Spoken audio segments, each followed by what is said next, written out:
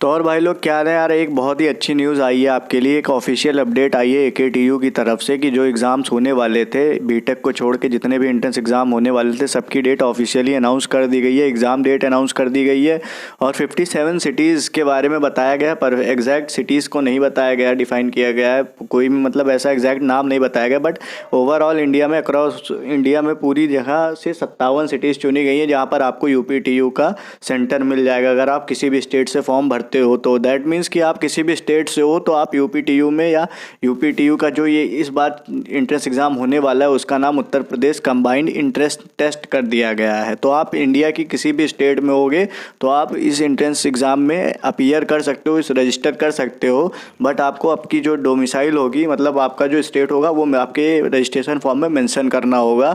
तो उस हिसाब से जो होगी आपकी जो स्कॉलरशिप्स की बातें होती हैं, तो स्कॉलरशिप्स अगर आप अदर स्टेट से होगे तो यूपी के अंडर कॉलेज जितने भी होते हैं उसमें अगर आप एडमिशन लेते हो तो आप उसकी स्कॉलरशिप के लिए एलिजिबल नहीं होगे। बाकी सारी चीज़ें सेम होंगी आपकी, बस इतना ही फ़र्क होता है। तो मतलब इस बात से मैं आपका ये डाउट क्लियर करना चाहता हूँ कि अगर आप किसी भी स्टेट से हो फिर भी आप यूपीटीयू का जो एंट्रेंस एग्ज़ाम होता था उससे पहले आप उसमें अपीयर कर सकते थे, और इस साल भी अपीयर कर लोगे, क्योंकि सब हर जगह 57 सिटीज़ में सेंटर देने का मतलब ही यही है कि आप किसी भी स्टेट से हो तो उस स्टेट आप अप्लाई कर सकते हो यूपीटीयू के लिए। तो यूपीटीयू का जो एंट्रेंस एग्ज़ाम का नाम था वो यूपीसीईटी कर दिया गया है। और इसमें जो एंट्रेंस एग्ज़ाम होते थे bachelors of pharmacy, BTech, MBA, MCA, integrated MBA, integrated MCA और भी बीएचएमसीटी, बीएफए, सारे कोर्सेज़ थे जितने। बीटेक को अगर छोड़ दे, क्योंकि बीटेक का तो आपको पहले से ही पता होगा कि वो जेई के थ्रू होना था, उसके एडमिशन जेई के थ्रू होने थे। But BTech lateral entry, BPharm lateral entry, MCA, MBA, इन सब सारे कोर्सेज़ को यूपीटीयू ने एक एग्ज़ाम के अंदर रखा, उसका नाम है यूपीसीईटी। अगर आप यूपीसीईटी में अपीयर करते हो, उसका फॉर्म भरते हो, तो आप इसमें एडमिशन लेने, अच्छी रैंक आती है तो इन कोर्सेज़ में आप आसानी से एडमिशन ले सकते हो। साथ में एक बहुत ही बड़ा चेंज करा है एकेटीयू ने इस बार, मतलब एनटीए से बातचीत करने के बाद ये पेपर जो है एनटीए रेगुलेट करेगा। बट इसके साथ साथ एक नया चेंज आया है, वो है कि ट्रिपल एमयूटी का जो पेपर होता था वो इस बार नहीं होगा। उसके जो काफ़ी कोर्सेज थे बीटेक को अगर आप छोड़ दें, bachelors of pharmacy, BTech lateral entry, BPharm lateral entry और बीफार्म, बैचलर्स ऑफ फार्मेसी, ये सारी एमएमयूटी के, एमबीए, एमसीए, एमएससी और एमएससी, एमटेक, ये सारे जो कोर्सेज होते थे वो अब आपको यूपीसीईटी में अपीयर होना पड़ेगा। यूपीसीईटी का रजिस्टर करना पड़ेगा रजिस्ट्रेशन फॉर्म के थ्रू, फिर आपको उस एंट्रेंस एग्ज़ाम में अपीयर करना पड़ेगा, अच्छा करना पड़ेगा। फिर जो भी क्राइटेरिया पहले होता था एडमिशन का, कितनी कट ऑफ जाती थी, उस हिसाब से आपको ट्रिपल एमयूटी में भी अब से यूपीसीईटी के थ्रू एडमिशन मिलेगा। मतलब कहने का मतलब ये है कि अगर आप ट्रिपल एमयूटी में एडमिशन लेने के चाहते हो, एडमिशन लेना चाहते हो ट्रिपल एमयूटी में, तो आपको यूपीसीईटी का फॉर्म भरना पड़ेगा। तो अभी बात कर लेते हैं हम उसकी।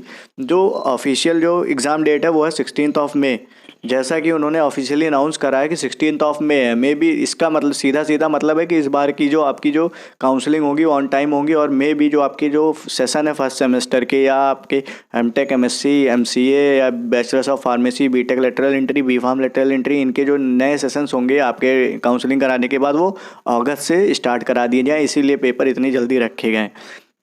तो पेपर जो थे पहले की वीडियो में मैं बता चुका हूँ कि 16 मई अनाउंस करा था इन्होंने। बट जो एग्ज़ाम की डेट थी, रजिस्ट्रेशन फॉर्म की डेट थी, वो इन्होंने पहले 18 मार्च अनाउंस करी थी। बट इस बार उन्होंने ऑफिशियली एक पीडीएफ अपलोड करा है एकेटीयू ने, जिसमें इन्होंने मेंशन करा हुआ है साफ साफ कि जो एग्ज़ाम की रजिस्ट्रेशन फॉर्म डेट है वो है 26 मार्च, 26 मार्च को है, और जो कि लास्ट तक रहेगी 24 अप्रैल तक। मतलब अप्रॉक्सीमेट आप देखो तो 28 दिन, 1 महीने बोल सकते हो, 1 महीने का टाइम है आपको फॉर्म भरने का।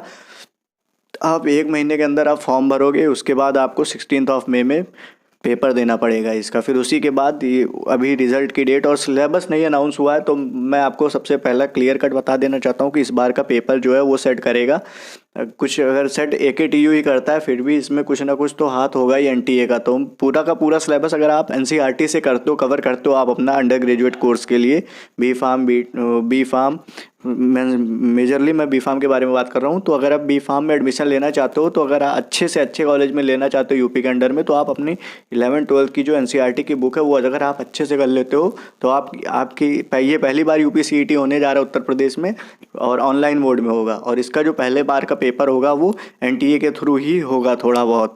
तो अगर आप स्ट्रेट फॉरवर्ड क्वेश्चन होंगे, अगर आप अपनी 11th-12th की एनसीईआरटी बुक सफिशिएंट है, इनफ है, वो कर लेते हो तो आप अच्छे से अच्छी रैंक लाओगे। तो होपफुली ये वीडियो आपके लिए थोड़ी बहुत हेल्पफुल रही हो। अगर हेल्पफुल रही हो तो आप नीचे दिए गए लाल बटन को दबाकर चैनल को सब्सक्राइब कर सकते हो, लाइक कर सकते हो वीडियो को, कमेंट में अपनी कोई क्वेरी रहती है तो पूछ सकते हो।